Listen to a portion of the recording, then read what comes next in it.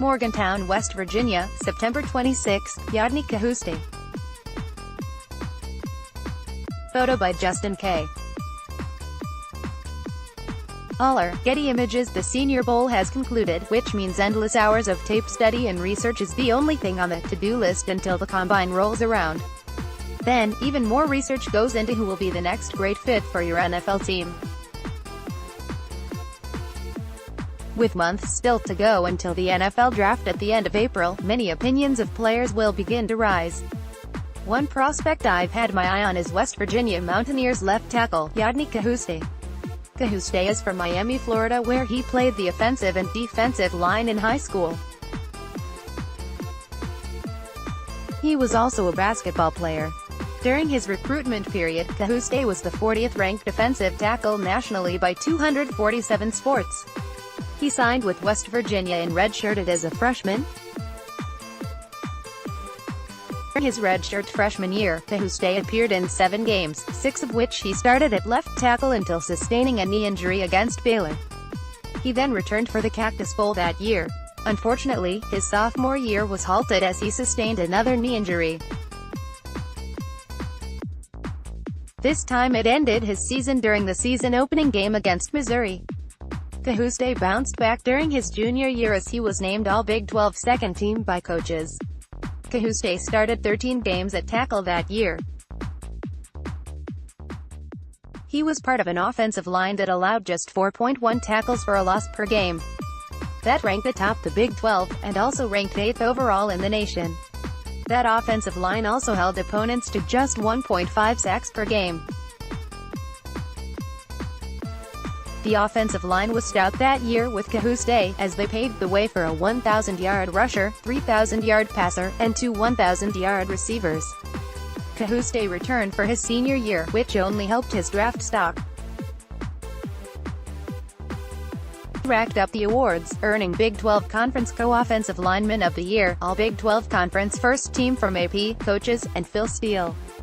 He also ended his college career starting in 30 of his 31 career games played.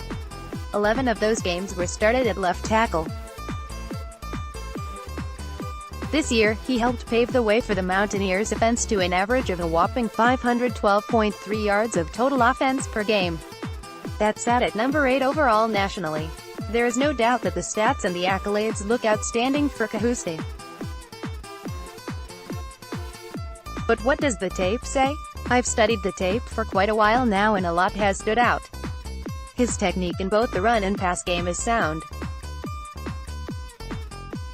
He has tremendous footwork and his length gives him the ability to be a great blindside shield at the next level. I noticed his set points are just a bit off, which can lead to him being off balance at times. This is something that I believe he will be able to clean up with experience in the NFL. Cajuste has a solid anchor and is able to take on power rushers effectively. His adjustment to counter moves is NFL ready and can take on any type of rusher. He's a fraction of a second late on the edge at times, but this is something I am not concerned with going forward. His strength in the run game is superb. His ability to get defensive linemen out of their gap and create lanes is next level. One thing that really popped out at me was how easily he can get to the second level. Knowing his role and his sense of timing is something he seems to really pride himself on. Rarely was he ever late to his spot, and was also there for double teams when he was needed. Cajuste excelled at lead blocking when he was asked to do so. His hand technique is excellent. When he needs to improvise, he's able to do so without missing his mark.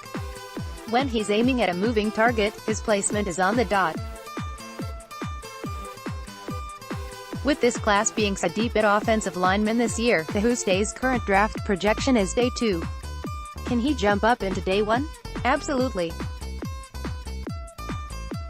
I believe he possesses the necessary traits NFL general managers are looking for, and he has the versatility with his size and strength to play both the tackle position and in the interior of the line. With teams such as the Minnesota Vikings, New England Patriots, Green Bay Packers, and the Seattle Seahawks at the end of the first round all in need of offensive linemen, it's easy for me to project Cajuste landing somewhere at the end of day one.